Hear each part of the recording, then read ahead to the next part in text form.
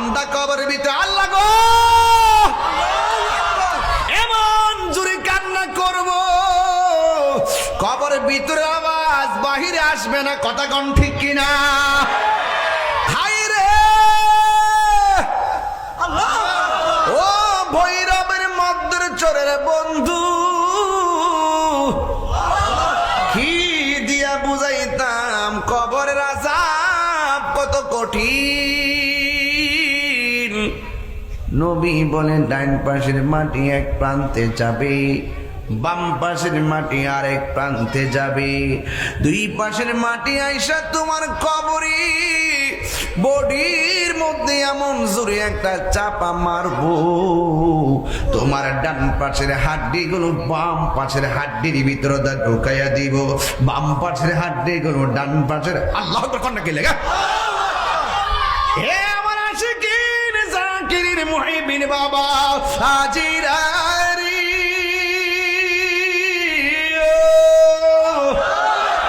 কবর আযাব কি সত্য না মিথ্যা?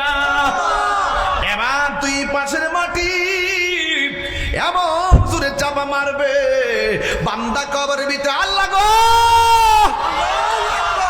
এমন জোরে কান্না করব কবরের ভিতরে আওয়াজ বাহিরে আসবে না, কথা কোন ঠিক কিনা? বান্দা আল্লাহরে বলবে আল্লাহ বেনামাজি হইয়া কবরে আসলে কবরে এত শাস্তি, আগে যদি জানতাম কোনদিন নামাজ ছাড়তাম না। বন্ধুরে আমার ও ভৈরবের বাবারা, এবার আল্লাহ বলবে এই কবরে আযাব পাইয়া বলবে আল্লাহ আমরা আবার তুমি দুনিয়াতে দাও, দিলে এক ওয়াক্ত নামাজ আমি ছাড়বো না, আমার আরেকবার দুনিয়াতে পাঠাও, আমি আর নামাজ ছাড়বো না। সেই দিন কান্না করলে কোনো লাভ হবে? এই জন্য আল্লাহ বলছেন কাইফা তাকফুরুনা বিল্লাহি ওয়া কুনতুম আমওয়াতান ফাআহইয়াকুম সুম্মা ইউমীতুকুম সুম্মা ইউহয়ীকুম সুম্মা ইলাইহি তুরজাউন।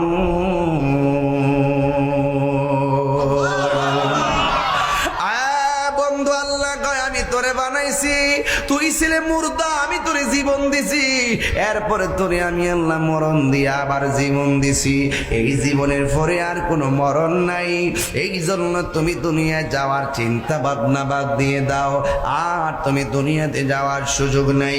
ওয়া মিনহা নুখরিজুকুম তাহারাতান উখরা, এই কবরে জনম জনম পরে থাকবে রে আমার ভৈরবের বাহারা, এই কবরে বৃষ্টির মধ্যে পড়বে, কবরটা গলা পর্যন্ত পানিতে ভরপুর থাকবে, কেউ পানির খবর নিবে না, পানি স্বেচ্ছা দিবে না, যুগের জোর যুগ পানি পড়তে পড়তে হাড্ডির সঙ্গে হাড্ডিগুলা মাটির সঙ্গে মিশে যাবে। এ বন্ধু বড়াই করো না, তোমার আমার জায়গা 3.5 হাত কবর এখনো অপেক্ষা করে। আল্লাহর হাবিব বলেন ওই কবর মাটি তারে চাপা দিব, এরপরে তোমার কবরের হাড্ডি দিয়ে গুড়া বানাইয়া ফালাইব। 2 নম্বর হলো ওই কবরের ভিতরে বেনামাজির কবরের ভিতরে জাহান্নামের আগুন ঢুকাইয়া দেওয়া হবে। 3 নম্বর শাস্তি হলো ওই কবরের ভিতরে সর্প দেওয়া হবে, সর্প, এই সর্প তোমাকে দংশন করবে। এই জন্য যুবক আমার এখনো সময় আছে, মুরব্বির জিজ্ঞাসা করো হাঁটুটা নোয়াইয়া নামাজ পড়তে পারিনি, কয় আমার হাঁটুটা ব্যথা করে, কোমরটা গুছা করতে পারিনি, কয় কোমরটা ব্যথা করে, আবার মাটিতে যাইয়া আঙ্গুলগুলা ভালো কইরা কেবলামুখী কইরা বিছাইতে পারিনি, না পারে না। জন্যই এখন সময় আছে রে বাবা, এই মুহূর্তে নামাজ পড়লে অনেক সওয়াব আছে। এই কবর বড় সাংঘাতিক জায়গা রে বাবা, একদিন নয় 2 দিন নয়, জনম জনম কবরে পড়ে থাকবো। এরপরে আমার আল্লাহ রাব্বুল আলামিন বলেন একটা দিন এমন হবে আল্লাহ বলবে ইসরাফিল সিংহে ফু দাও। ইসরাফিল সিংহে ফু দিলে কি অবস্থা হবে জানেননি?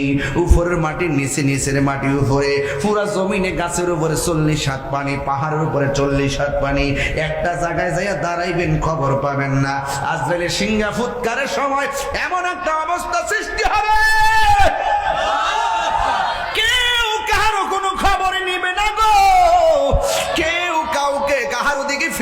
যাবে না।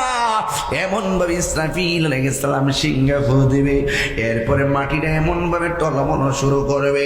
রাসূল বলেন ওই টলমল শুরু করার সময় কিছু মহিলা থাকবে গর্ভবতী, কেউ থাকবে 3 মাসের গর্ভবতী, কেউ থাকবে 5 মাসের গর্ভবতী। এই গর্ভবতী সন্তান পেটের ভিতরের দিকে ডেলিভারি হয়ে যাবে, নিচ দিয়া রক্ত বের হয়ে বাচ্চা পড়ে যাবে। 7 মাসের বাচ্চা ডেলিভারি হয়ে যাবে, 8 মাসের বাচ্চা ডেলিভারি হয়ে যাবে, 9 মাসের বাচ্চা ডেলিভারি হয়ে যাবে। সন্তান বলবে আমার মায়ের নিচ দিয়া রক্ত কেন?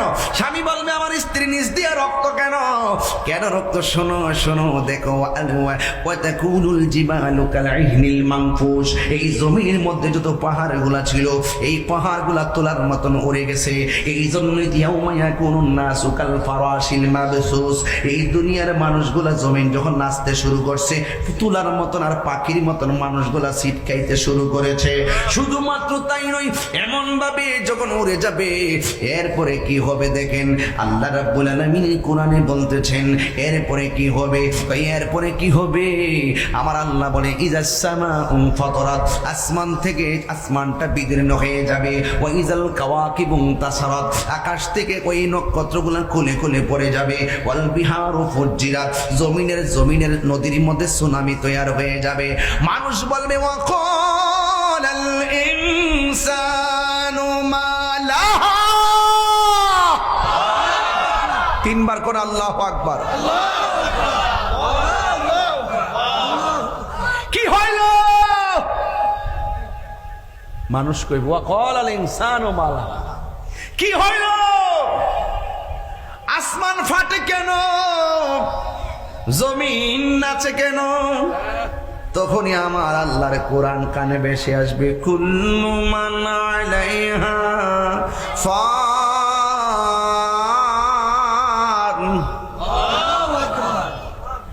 কণ্ঠ আছে না ভাই? নাকি নির্বাচনে মিছিল করে কণ্ঠ থয়ে দিছেন? হ্যাঁ, একটু জোরে কন। কুল্লু মান আলাইহা ফান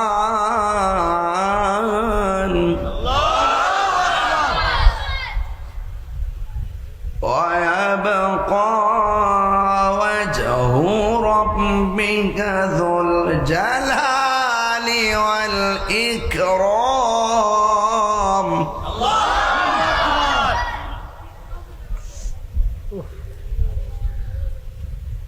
আল্লাহু আকবার ওয়ালিল্লাহিল হামদু। বিসমিল্লাহির রাহমানির রাহিম।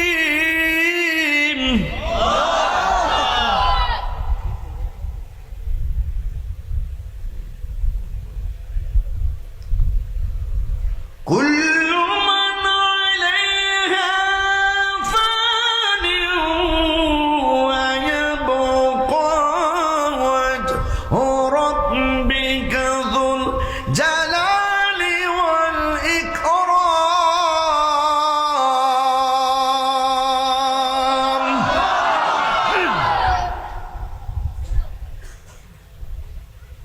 সব ধ্বংস হয়ে যাবে।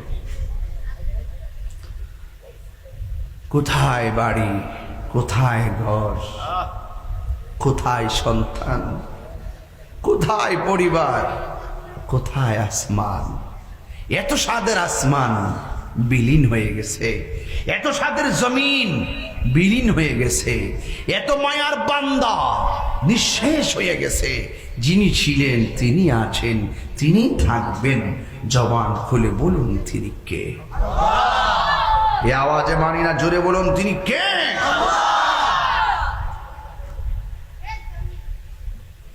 ওয়া মিনহা নুখরিজুকুম তারাবাতান উখরা। আমার যুবক ভাইয়েরা, দায়িত্বহীন কণ্ঠে বলতে চাই, এখনো সময় আছে। নিজের চরকায় তেল দেন। আমার কবরে আমার বন্ধু, আমার কবরে আমার বাবা যাবে না। আরে গুরুস্থানটা কোথায় আপনাদের? আছে কি না? এক কবরের পাশে আরেক কবর আছে কি না? দূরত্ব এক হাত হবে না। এই কবর আযাব হচ্ছে, এই কবরের মানুষটা শোনার ক্ষমতা নাই। এখানে আযাব হচ্ছে, এই মানুষটা শোনার ক্ষমতা নাই। এখানে সুখে আছে, এই মানুষটা ভাগ নেওয়ার সুবিধা নাই। এখানে কষ্টে আছে, এখানে কষ্ট লাঘব করার সুবিধা নাই। যার যার কবর তার তার, যার যার হিসাব তার তার, যার যার ঈমান তার তার, যার যার আমল তার তার, যার যার হিসাব তার তার। কথা কন ঠিক কিনা?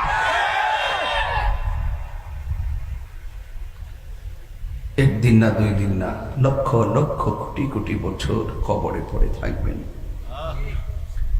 একদিন আপনার কবরটা বিলীন হয়ে যাবে, কেউ আপনার কবর চিহ্নটাও পাবে না, রাখার জন্য চেষ্টা করবে না, ধরে রাখবে না। যুগের পর যুগ আমি আমার দাদার নাম পর্যন্ত জানি, দাদার বাপের নামও জানি, কিন্তু এরপরে আর পারি না। 200 বছর অতিক্রম হয় না, আমি ভুলে গেছি। ইতিহাস আমাকে বলে যাবে, এটাই বাস্তব। 300 বছরের ব্যবধান হলে আপনাকে আর কেউ মনে রাখবে না। কি আসলেন আপনি, আমি তাহির কি সেলিব্রিটি, আর কি আসলাম না আসলাম। 100 বছর 150 বছর পরেই জিজ্ঞেস করব তোমার বাপের নাম কি, জিজ্ঞাসা আমার বাপের নাম এমন, তোমার বাপের নাম এমন, তোমার দাদার নাম কি এমন, তোমার বড় বাপের নাম এমন। এরপরে যারা আমি নিয়ে আমার নামটা কেউ জানতো না। তার বাস্তব হলো তুমি।